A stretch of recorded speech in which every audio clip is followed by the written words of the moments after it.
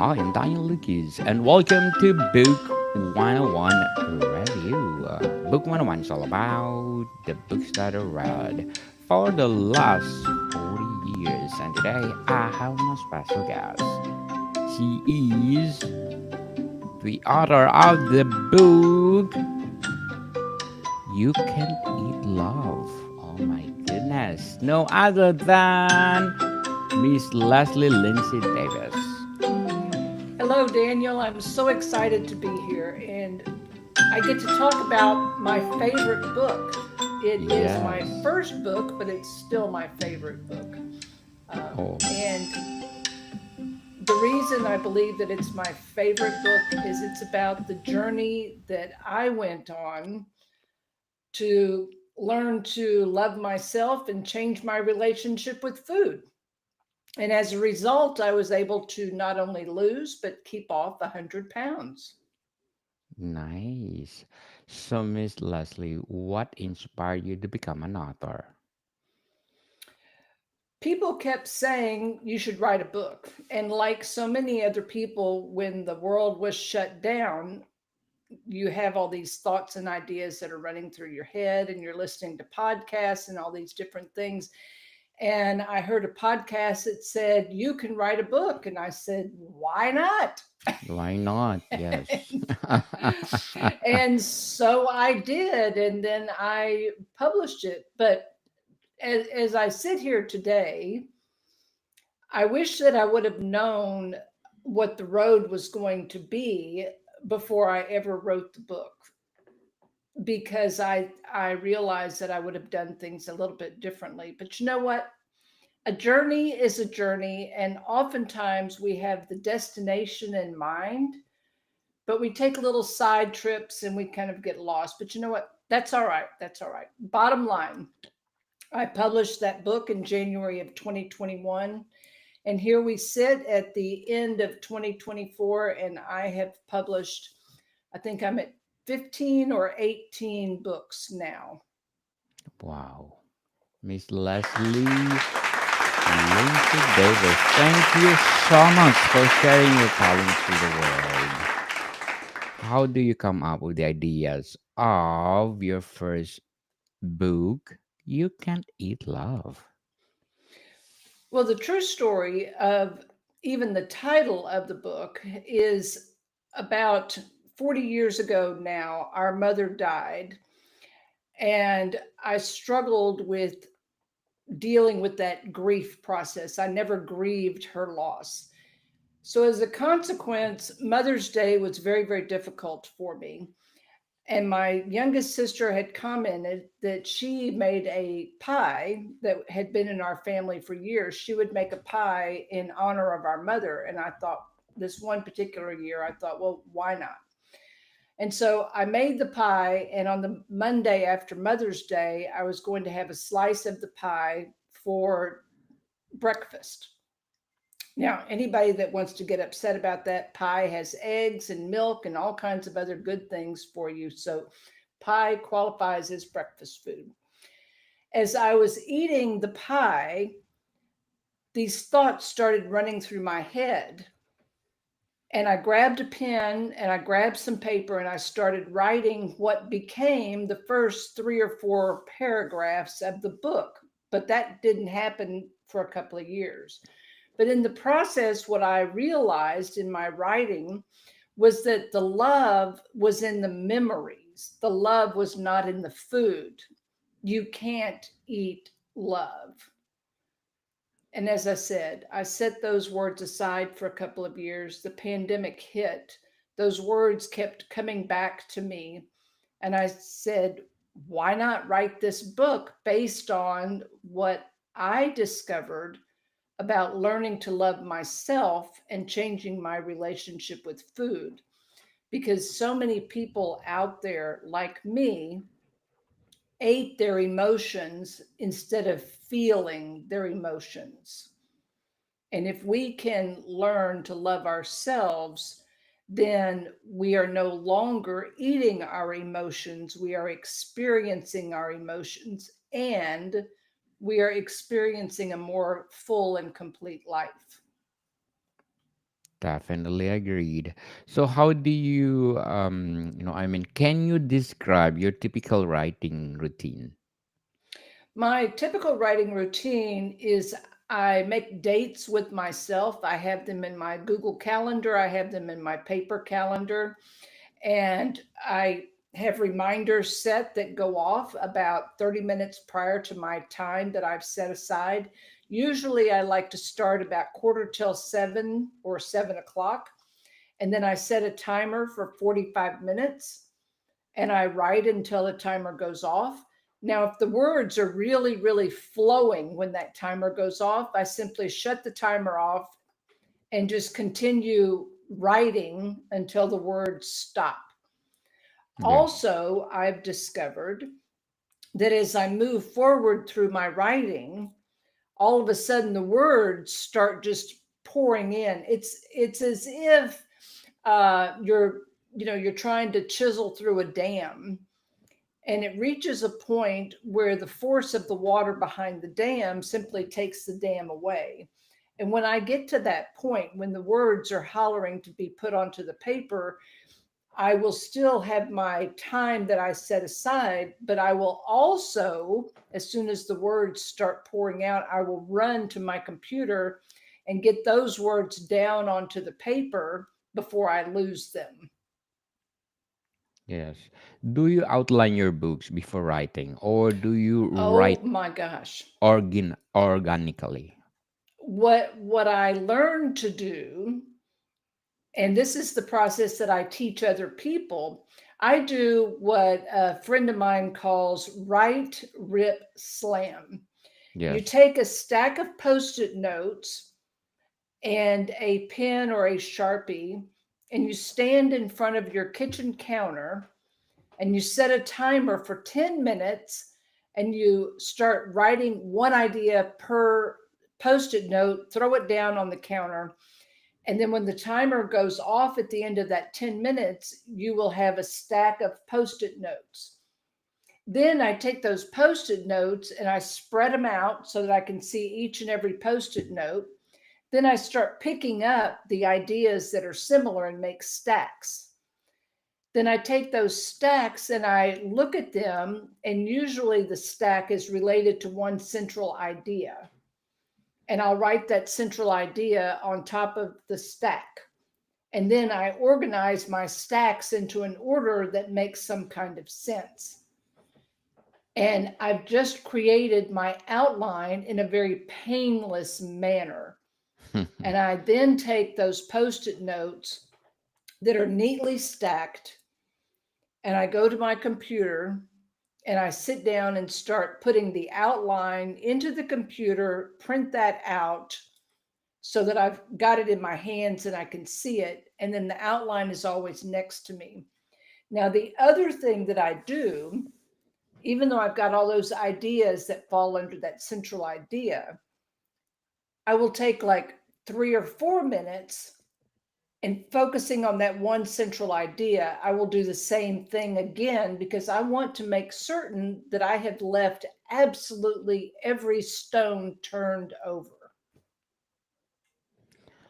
So, Miss Leslie, how do you stay motivated during the writing process of You Can't Eat Love? Focusing on the fact that I'm only writing for 45 minutes can help me stay motivated because I know that as I'm moving forward in the writing process, eventually the writing process is going to take over and it will no longer be a date when I have to be sitting down.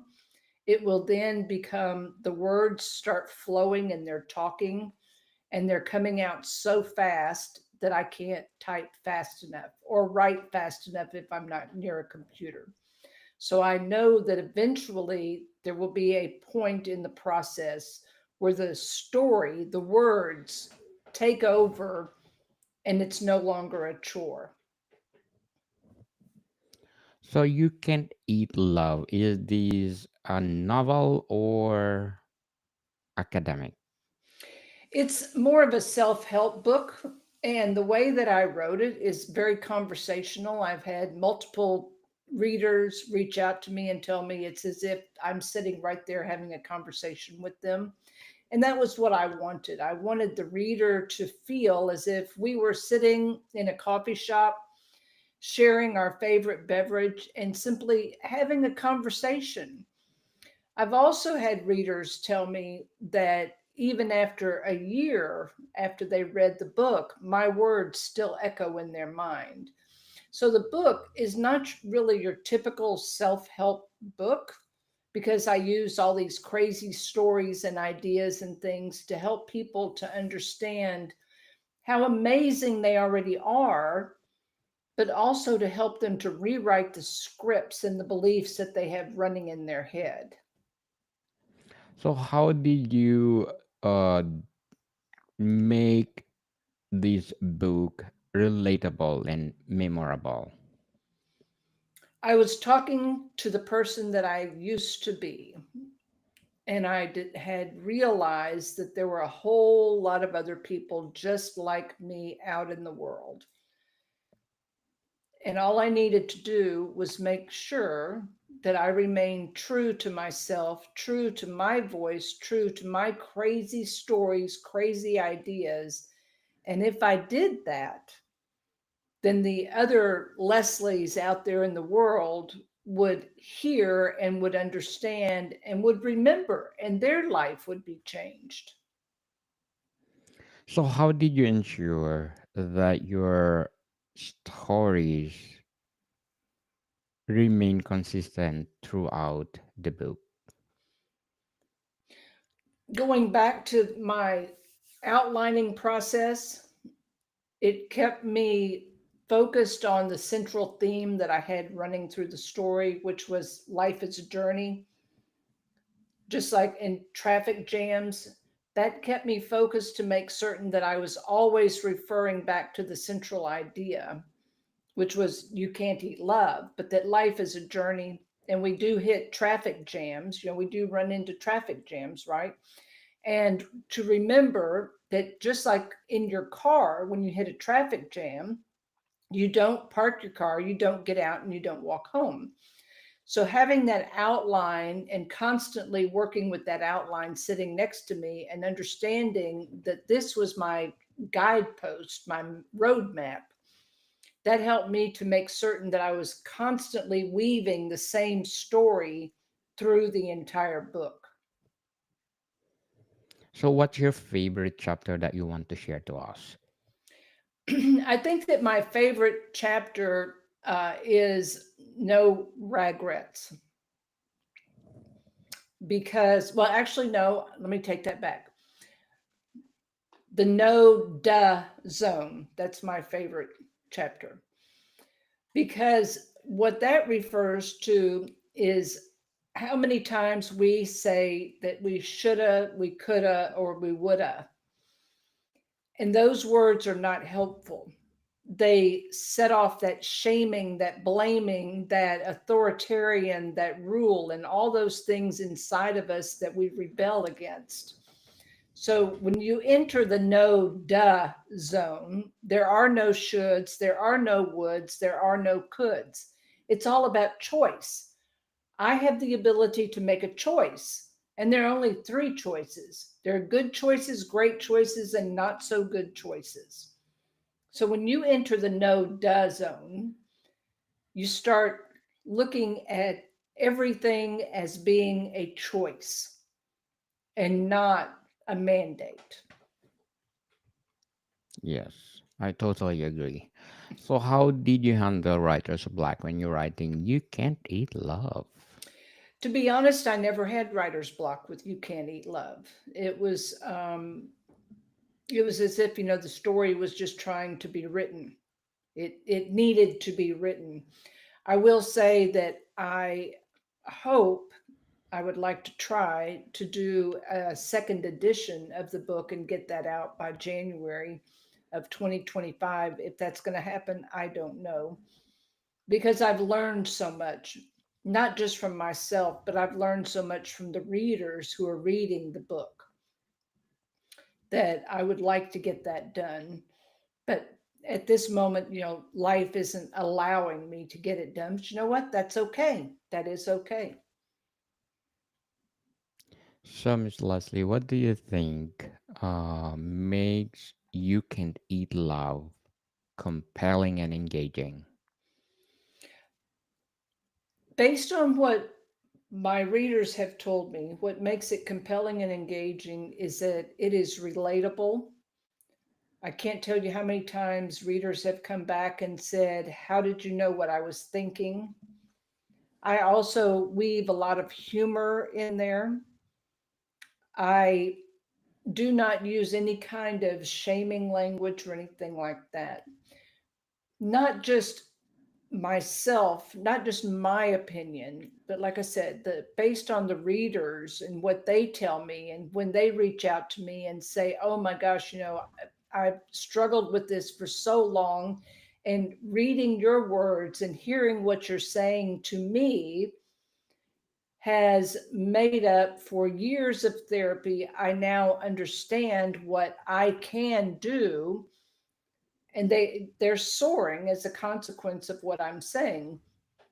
So to me, what makes it compelling, and the reason that I wrote it, is I'm sitting down, I'm having a conversation with you, just as two friends would have over a cup of coffee or a Diet Coke, which is my personal favorite beverage.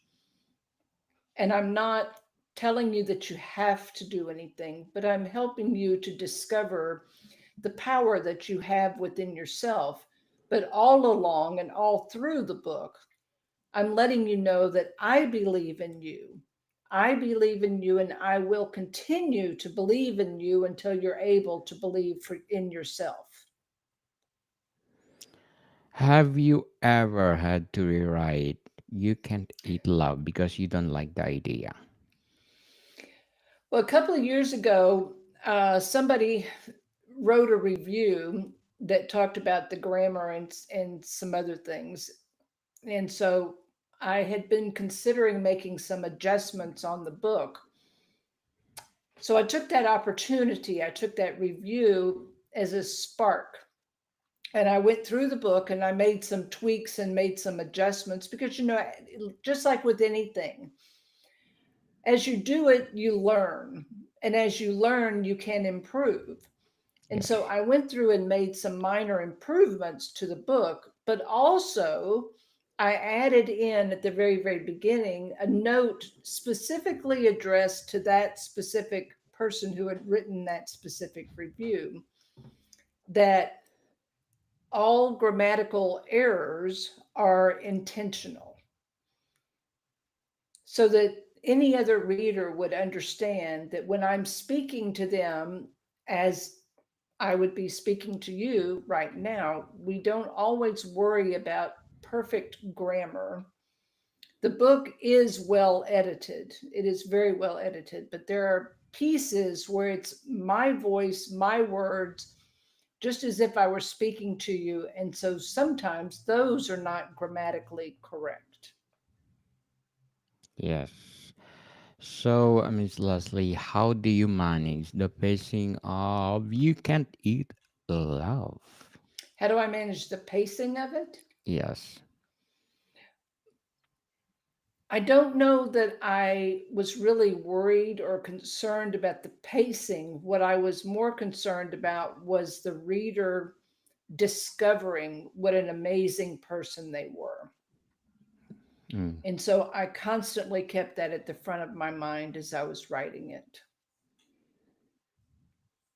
okay. That's awesome. So, what is the most challenging part when you're writing You Can Eat Love? I would say the most challenging part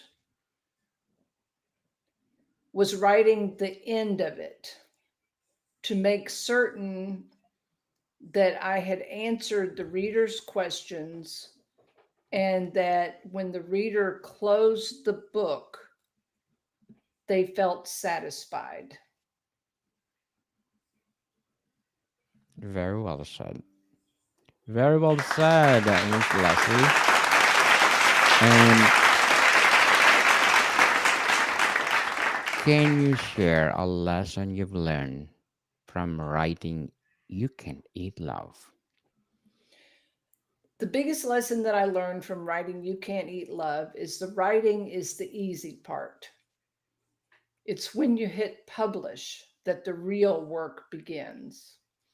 The other lesson that I've learned from writing You Can't Eat Love is listen to all of the reviews that you get, the good, the bad, the not so great, and listen to the reviews with an eye and an ear towards, are they telling me something that I can do something about?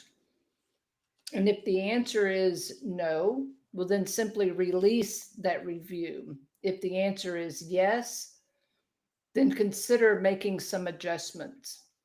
But don't ever, ever, ever lose sight of why you wrote the book in the first place. And the reason why I wrote You Can't Eat Love is for all the other Leslies that are out there who didn't believe that they were enough and who were struggling with emotional eating. I wanted those Leslies to know they are enough and they are absolutely amazing. Yes, that's true. So, how did you know when You Can Eat Love is truly finished? Well, just like an amazing painting, it's not really truly finished, but when I felt that I had accomplished my mission of letting the reader know how amazing they were, then I ended the book. Could it have gone on? Yes. But I felt as if it continued, my mission would have been lost. So actually, the book ends with me in writing getting out of the car because we've been on this journey all through this book. And I tell them, now I'm going to leave you and you're going to continue on. But I just want you to know that you are enough exactly as you are. Yes. What advice would you give to aspiring authors working on their first book? The number one piece of advice that I would give an aspiring author is to set a regular schedule. Don't worry about what anybody else is doing. If you are struggling with keeping your ideas straight and clean and clear, just go back to the beginning. Go back to what I said that I did, which is get a stack of post it notes, a pen or a Sharpie, stand there in front of that kitchen counter, one idea per post it note, organize those into your outline. Then start writing from there. If you have dumped all of your ideas out, that book is going to start writing itself. But the other thing is, know that at the end of that book, when you have finished that book, that's really when the hard work begins. And that's okay. That's one of the reasons why now I help other authors get their books published and understand what's next. Because when you publish a book, it's just like having a brand new puppy. You bring that brand new puppy home and you're all excited. Well, then the work begins with that puppy. Your book is your brand new puppy. The work begins when you publish. Yes. Very well said, Miss Leslie. Very well said. And stop procrastinating, people. If you have the passion of writing, go, go, go. Write and write and write and share to the world. So, my last question, Miss Leslie, what are your short term and long term goals in writing? My short term goal is to get my book that keeps running in my head called What Color Is My Shirt? Get that one written. My second short term goal is to get You Can't Eat Love updated. My long term goal is to continue helping aspiring authors, struggling authors to understand that they can write and publish a book, and to hold their hand and give them guidance as they go along. If I did it, they can do it. And I'm here to help anybody that wishes to go through the process. It is scary. It is scary. It is very scary, especially if you are writing self-help based on your own life. That's very scary. But Yes. my long-term goal is to help as many authors as I possibly can to go from that idea to a successful book. Good luck for your goals, Miss Leslie, and looking forward for more books to come. So can you please invite our listeners to support all your books? Yes, the easiest way to find all my books is on Amazon under Leslie Lindsay Davis, and that's LesliLindseyDavis. You can also find me on my website, which is youcan'teatlove.com. And if you reach out to me, I will respond. It's not an assistant or anything like that. It's really me. Yes, you can eat loud, people. Let's support Miss Leslie Davis because if you support her, more books to come. So, Miss Leslie, thank you for your time. Thank you so much, Daniel. More to come, people. See you soon.